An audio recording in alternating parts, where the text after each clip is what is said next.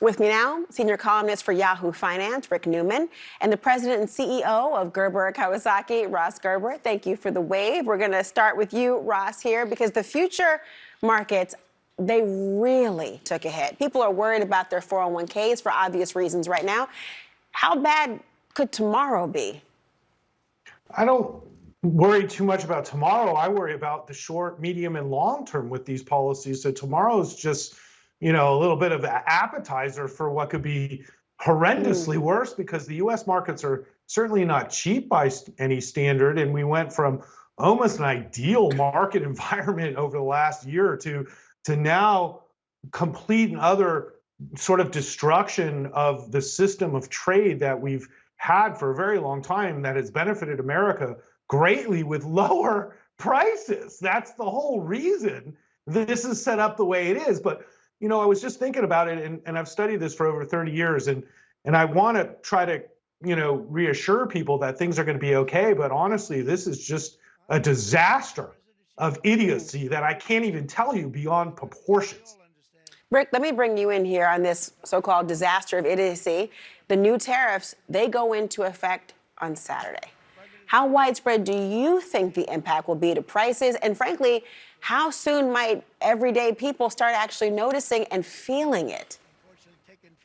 It depends on whether there are any changes between now and 4 or 5 days from now. We've got two deadlines. Some of the tariffs go into effect on April 5. Some go into effect April 9. There are some products in the pipeline. So if we assume that all of these tariffs are going to stick, and they might not, then you will probably start to see price increases within a month or 6 weeks once the products that are in the pipeline get sold off. And we know that car dealers are saying they've had a surge of buyers showing up trying to buy a car before the tariffs kick in. This would hit pretty quickly if they stick. I want to emphasize if they stick.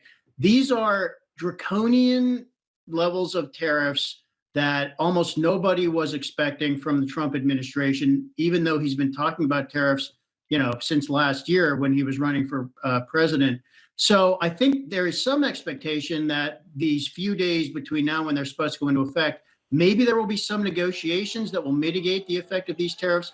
But there is no sugarcoating this.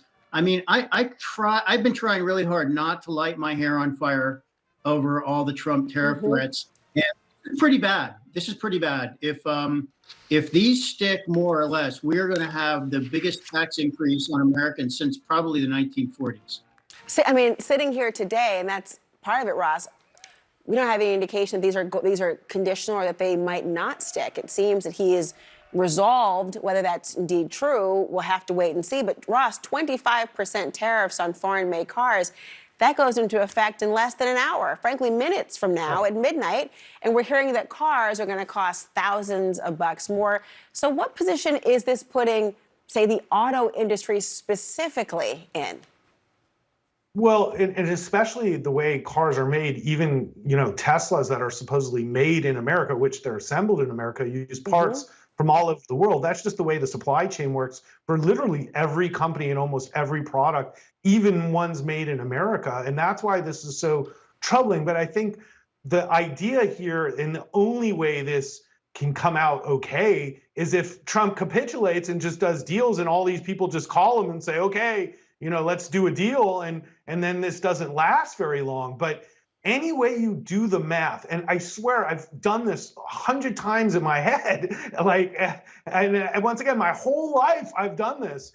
It's just stupid policy beyond belief. I can't even describe to you the potential cost increase for just the average American. And that's really the problem with this all, just to extend tax cuts to the wealthy that they currently have today. He's actually proposing that I would get a tax cut, of all people, which I don't want, to fund these tariffs that effectively will bankrupt the lower and middle class of America. So this is a startlingly high-risk scenario for this country that should not be taking this risk when we have a dominant position in the world. It's literally beyond belief. I'm sorry. I just can't believe this is happening. No, I certainly can appreciate how incredulous you are. Rick, let me bring you in, because Trump does claim he thinks there is a total upside. He claims this policy will actually produce trillions of dollars in revenue for the country. The former vice president, his former vice president, Mike Pence, calling it, quote, the largest peacetime tax hike in U.S. history. So who's right?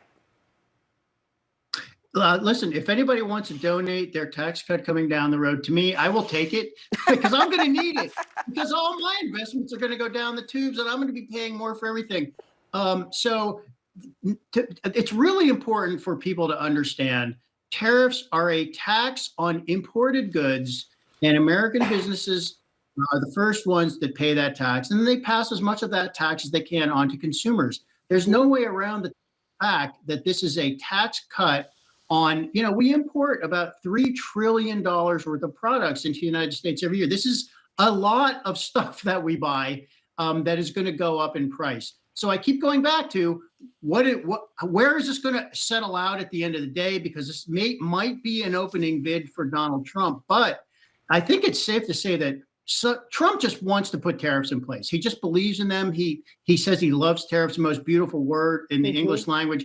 He said after maybe you have to say wife and daughter are more beautiful, but then tariffs, he just loves tariffs. So these are going to stick to some extent. It is going to drive up prices. And he wants to revitalize manufacturing in the United States. The U.S. economy has moved. Industrial production is important, but 88% of the U.S. economy is services. The growth in the U.S. economy comes from technology. It comes from innovation. It's in the digital economy. The good jobs of the future, even if you don't have a college degree, are in services. They are not in working on an assembly line to build, to put socks together or something like that. So this is not where you want the U.S. economy to go, but it might be where it's going anyway. I grew up near a Ford plant in Minnesota, and it certainly, I can imagine the impact this would have on the economy then and, of course, in the future now. Thank you, guys. I appreciate it. Thank you. Yeah.